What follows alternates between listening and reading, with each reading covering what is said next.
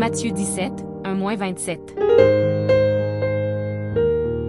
Matthieu 17h01. 6 jours après, Jésus prit avec lui Pierre, Jacques et Jean, son frère, et il les conduisit à l'écart sur une haute montagne. Matthieu 17h02. Il fut transfiguré devant eux, son visage resplendit comme le soleil, et ses vêtements devinrent blancs comme la lumière. Matthieu 17h03. Et voici, Moïse et Élie leur apparurent, s'entretenant avec lui. Matthieu 17h04. Pierre, prenant la parole, dit à Jésus, « Seigneur, il est bon que nous soyons ici, si tu le veux, je dresserai ici 3 tentes, une pour toi, une pour Moïse, et une pour Élie. » Matthieu 17h05. Comme il parlait encore, une nuée lumineuse les couvrit. Et voici, une voix fit entendre de la nuée ces paroles. « Celui-ci est mon Fils bien-aimé, en qui j'ai mis toute mon affection, écoutez-le. »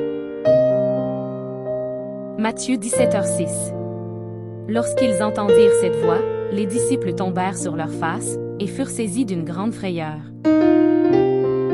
Matthieu 17h07. Mais Jésus, s'approchant, les toucha, et dit, « Levez-vous, n'ayez pas peur. » Matthieu 17h08. Ils levèrent les yeux, et ne virent que Jésus seul. Matthieu 17h09.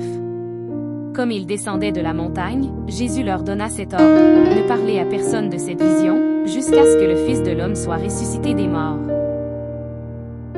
Matthieu 17h10.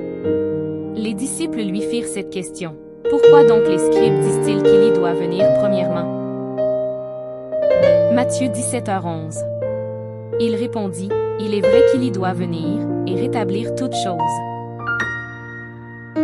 Matthieu 17h12. Mais je vous dis qu'Élie est déjà venu, qu'ils ne l'ont pas reconnu, et qu'ils l'ont traité comme ils ont voulu. De même le Fils de l'homme souffrira de leur part. Matthieu 17h13. Les disciples comprirent alors qu'il leur parlait de Jean-Baptiste. Matthieu 17h14. Lorsqu'ils furent arrivés près de la foule, un homme vint se jeter à genoux devant Jésus, et dit. Matthieu 17h15. Seigneur, aie pitié de mon fils, qui est lunatique, et qui souffre cruellement, il tombe souvent dans le feu, et souvent dans l'eau. Matthieu 17h16. Je l'ai amené à tes disciples, et ils n'ont pas pu le guérir. Matthieu 17h17. Race incrédule et perverse, répondit Jésus, jusqu'à quand serai-je avec vous? Jusqu'à quand vous supporterez-je? Amenez-le-moi ici. Matthieu 17h18. Jésus parla sévèrement au démon, qui sortit de lui, et l'enfant fut guéri à l'heure même. Matthieu 17h19. Alors les disciples s'approchèrent de Jésus, et lui dirent en particulier, « Pourquoi n'avons-nous pu chasser ce démon? » Matthieu 17h20.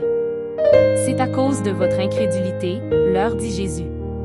Je vous le dis en vérité, si vous aviez de la foi comme un grain de sénévé, vous diriez à cette montagne, « Transporte-toi d'ici là », et elle se transporterait, rien ne vous serait impossible. Matthieu 17h21. Mais cette sorte de démon ne sort que par la prière et par le jeûne. Matthieu 17h22. Pendant qu'ils parcouraient la Galilée, Jésus leur dit, « Le Fils de l'homme doit être livré entre les mains des hommes. » Matthieu 17h23. Ils le feront mourir, et le 3e jour il ressuscitera. Ils furent profondément attristés. Matthieu 17h24. Lorsqu'ils arrivèrent à Capernaüm, ceux qui percevaient les 2 drachmes s'adressèrent à Pierre, et lui dirent, « Votre maître ne paie-t-il pas les 2 drachmes? » Matthieu 17h25. Oui, dit-il. Et quand il fut entré dans la maison, Jésus le prévint, et dit, « Que t'en semble, Simon? Les rois de la terre, de qui perçoivent-ils des tributs ou des impôts? De leurs fils, ou des étrangers? » Matthieu 17h26.